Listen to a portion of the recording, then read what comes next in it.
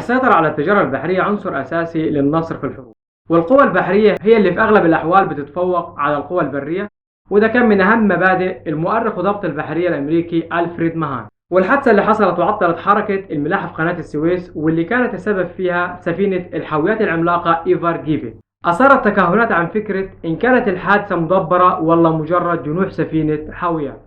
وحركة الملاحة اللي تعطلت في قناة السويس بسبب جنوح سفينة إيفر جيفن رجعت الأذهان الحادثة اللي حصلت سنة 1956 لما أعلن الرئيس الراحل جمال عبد الناصر تأميم قناة السويس كشركة مساهمة مصرية. وبعد تأميم قناة السويس رئيس الوزراء البريطاني أنسوني إيدن وقتها اتبنى خطة مضمونها اعتراض حركة الملاحة في قناة السويس، وده لما طلب من قواته المسلحة إنها تبعت 50 سفينة تتوزع على مداخل قناة السويس الشمالية والجنوبية عشان يتم إحراج قيادة الثورة المصرية وقتها وإظهار عدم قدرتها على تسيير الملاحة في القناة.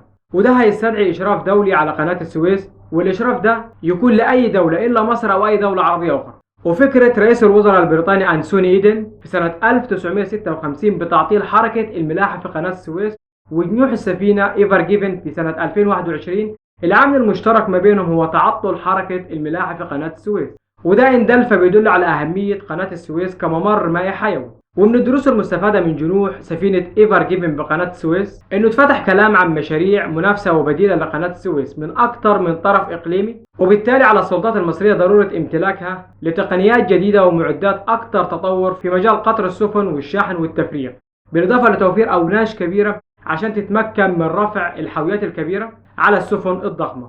والأوناش الضخمة دي ما بتمتلكهاش قناة السويس حاليا، وكمان لازم توفر قطارات أقوى من اللي بتمتلكها حاليا لأن حجم السفن أصبح ضخم وضرورة تحديث أسطول الإنقاذ بقناة السويس. ودلوقتي مين اللي بينافس قناة السويس حاليا؟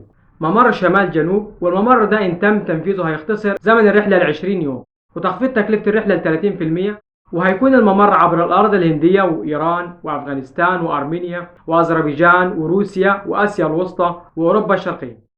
قناة بين غوريون أو بين غوريون الإسرائيلية مشروع عسقلان الإسرائيلي طوله 158 كيلومتر من البحر الأبيض المتوسط للبحر الأحمر، وده من خلال شبكة خطوط أنابيب بتنقل النفط والغاز مش بس للمنطقة ولكن لكل الموانئ البحرية اللي بتوصل لكل أنحاء العالم. والمنافس الأخير لقناة السويس هو الممر الروسي البحري الشمالي واللي بيربط بين المحيط الهادي والمحيط الأطلسي، وعشان كده على مصر إنها تشوف الطرق اللي هتجذب بها السفن للمرور من خلالها، وده عن طريق الخدمات والتسهيلات وإغراء شركات الشحن عشان تستمر في عبور قناة السويس. ولحد هنا الحلقة خلصت، ما تنساش تبص على المصادر هسيبها لك في وصف الحلقة. والحلقة اللي جاية هتكون عن قناة السويس من بدايتها أو من بداية فكرتها لحد اليوم، واللي هيكون فيها إن مش بس ديليسيبس هو اللي فكر في شق قناة السويس. ودلوقتي لو بتشوفنا على اليوتيوب اشترك بالقناة وفعل زر الجرس عشان يوصلك كل جديد، ولو بتشوفنا على الفيسبوك اعمل متابعة لصفحة محمود علي تي في وشارك الموضوع مع غيرك عشان الكل يستفيد.